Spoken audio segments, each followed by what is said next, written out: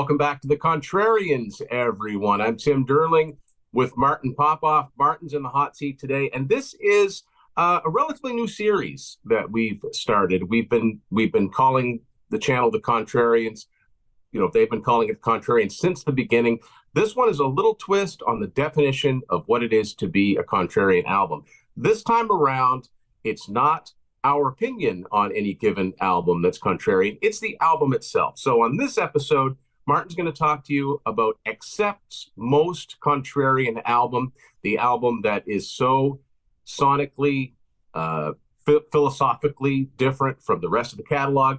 That's what we're going to do with this series. So Martin, take it from here. Well, yeah, I thought this was kind of a good idea to build a little more on the idea of Contrarian. We've had the Dark Horse series, and originally the core concept was that we would pick our own Contrarian choice for a favorite album, and then be in the hot seat and have to argue it. But then I thought, well, why not just look at the ones that are literally the Contrarian album in the catalog by different bands, and then that allows us to look at some of the catalogs that we've looked at before. And so yeah, we are more or less starting this thing off, and so it's funny that the first thing in my record collection is Accept.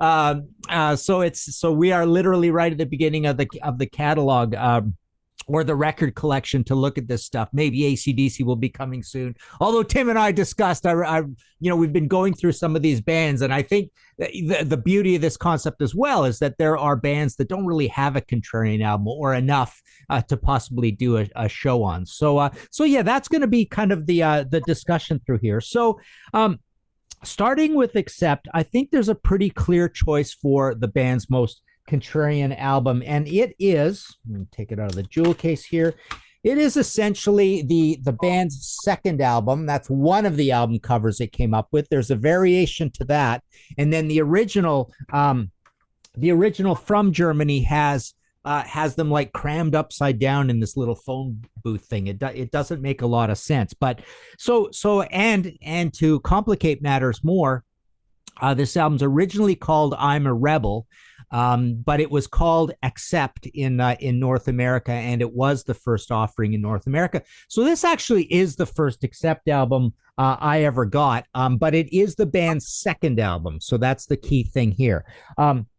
It's definitely the most Contrarian thing they did, and a really not a good first step forward into North America, because I remember getting this album as a new release and not really liking it very much. And it had this really crappy sort of band photo on the back where they looked like an old krautrock band, and there was a little bit of makeup on them and stuff. And in my book, which is long out of print, I did an Accept book years ago. Unfortunately, I haven't put it back in print, but they complain about that photo session. I was just reading it to prepare for this, and it's almost a little bit like the whole Queensryche Rage for Order thing, where you just do this photo shoot and you get sort of like labeled with it, right?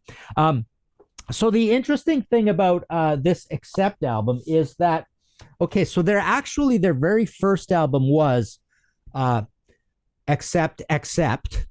And us as kids used to basically call this, just to demarcate it from the other one, we called this Chick with Chainsaw. And so that was sort of the name of the album. And there's a band shot of them there, also looking a little bit glammy and strange. But the point is, this album is like, it's a little loose. It's a little amateurish. It is a band from Germany that's a baby band, so they're kind of like the next level after Scorpions. But this has some really great riffs on it, and it's pretty heavy for its day. It's one of the heavier albums of the 1970s. In fact, it's a 1979 album, so it's a little priesty. It's really good. I didn't get this first, like I say. I got the other one first, and then you get to the third album, which is Breaker, and they are absolutely a professional, amazing recording, great writing, super heaviness, great performances on this record. There's the iconic Flying V thing, which they burned for the cover of the next album. But no, this isn't just a really good, accomplished heavy metal album. This came out March 16th, 81. The debut was January 16th, 79. But in the middle, There is a Contrarian album, very Contrarian, very out of character for them, this one. And what happened was there was disappointment at the sales of the debut. It only did like around 3,000 copies. They put this out. They have a song written by it's actually a pseudonym, George Alexander, Alex Young, one of the elder Young brothers of Vanda. I'm sorry, George Young, Malcolm, Angus. And he writes this song called I'm a Rebel, and AC/DC even demoed it up. And then it just became kind of like an AC/DC leftover, and it went over to Accept. So long story about how the publishing companies knew each other, sort of thing. But anyways, they tried this song essentially to try get a hit. And that's sort of the theme of this whole album. They're looking for something a little more mainstreamy. And so they've got this song, I'm a Rebel, which sounds like a crappy AC/DC song or a Slade song. It's a little bit UK glam. It's a little bit punky even. So there's a little bit of a punk feel in here, where maybe more like a Sham 69 moving into an Oi sort of sound with Udo's voice and, I'm a rebel and all this sing-songy thing going on. But the whole rest of the album's sort of the same thing. Save Us is kind of, it's got spaces and chords. It's sort of riffy, but horrible drums on this album too. So they're very commercial, dry drums, maybe not so commercial, but just maybe kind of botched. Whereas on the debut, they were vibrant and wild and loose and heavy metal. And then on Breaker, they're really, really professional. But this is Dirk Steffens producing these albums. Not the first one, but but this one.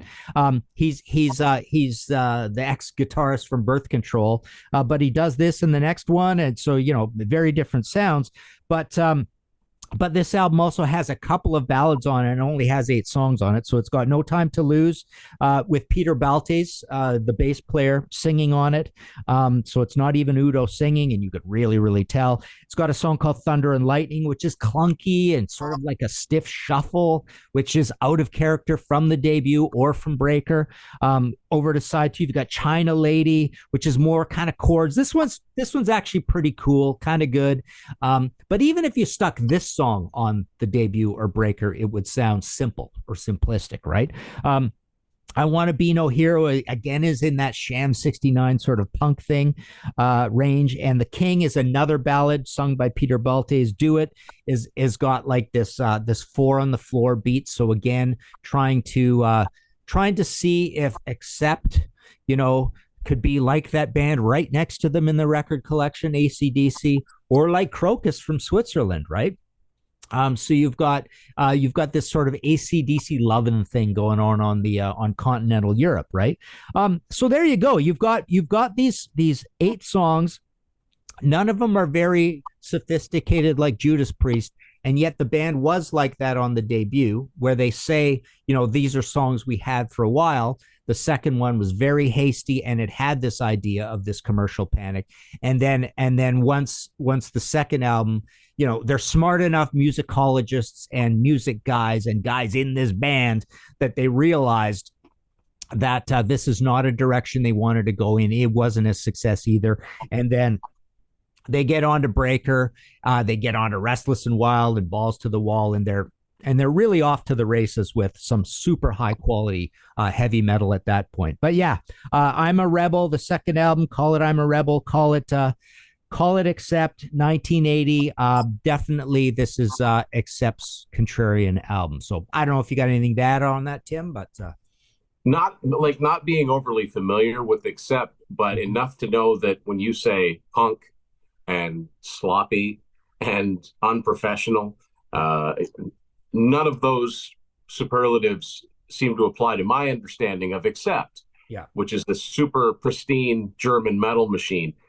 It definitely sounds like some panic set in after the first album, wasn't very successful. I mean, in the late 70s, and you've talked about this, it was really, really, the odds were against a heavy metal band breaking, especially from, not North America, not the UK, not a center for hard rock, heavy metal, or well-known music in general. So it's kind of no wonder that they and Crocus both were looking to AC/DC and thinking, how did these guys come from the outback of Australia and now they're taking over the world? Granted, it's only just the beginning of AC/DC's taking over the world, but they're definitely way ahead in sales of most other bands kind of doing the same thing. It kind of makes sense they were going to try that route, but it does make for a very interesting diversion in the catalog, especially, like you said, it's not actually the debut. Yeah. There are probably more cases of a band that's debut sounds way different than everything else, but this is the second album. So their first album, would you say, was like a blueprint for, like, if you were to take a brand new fan and sit them down and play the first Accept album, the Chick with Chainsaw album, they'd say, yeah, that sounds like Accept. And then this album, they'd be like, well, it kind of sounds like Udo, but what is this? And just to clarify, again, not being overly familiar for those watching that aren't, we're not talking about a different lineup. This is the same lineup, right? Yeah. Well, so one guy different. Well, one guy different. So it's drummer, not like there's a wholesale shift of members that might account for such a different sounding album. It's just a very different sounding album. Crappy album cover, no matter how you look at it. Confusion in what the title is. Like, it was a kind of a fool's errand that this might have broken in any way. So yeah, it must have been confusing hearing that album and then actually hearing Accept, right? That's basically what it is. You weren't really hearing the band on this album. Yeah, you're right. And the Chick with Chainsaw album is definitely the blueprint of Breaker. It sounds like a drunken demo version of Breaker. Whereas this one also sounds a little amateurish and a little loose, but even the songwriting sounds worse, right? So this really sounds like the debut. So that's the funny thing as well. And something I wanted to establish is something we're going to do a little bit with these episodes. I do have an honorable mention for like a second most Contrarian album from the band, and I think most people would probably signal Eat the Heat as being that album for two reasons. It's the only one without Udo as singer, so this is David Reese. You've got an American on here, and also it's got a very experimental 80s electrified sort of drum sound to it. So it's them attempting a bit of a hair metal direction, and with a different singer, and it could have worked. I mean, it's actually quite a good album and quite good songwriting in that. So it actually could have worked in this thing, but it's the one people would look at. You might even look at the likes of Death Row and those where you've got more of a doomy, maybe slightly grungy feel with this funny era where they did these like Objection Overruled, where all the albums are black and white with red on them, right? It's funny that they did this. And then later on, you get Mark Ternillo in the band, and there's nothing contrarian about them at all. And those albums sound very similar to each other. So really the catalog is quite consistent throughout.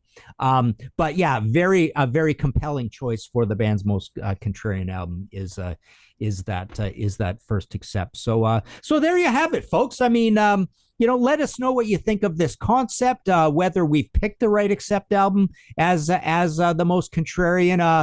Feel free, even in the comments, to suggest other bands that you would like to see us talk about in terms of this contrarian situation. But it was kind of staring us in the face to say, hey, what's another way a band can be contrarian? They could be contrarian themselves and leave our opinion of our favorites for contrarian choice out of it. So that was kind of the idea. This first one was Accept. So go play that Accept album and let us know what you think.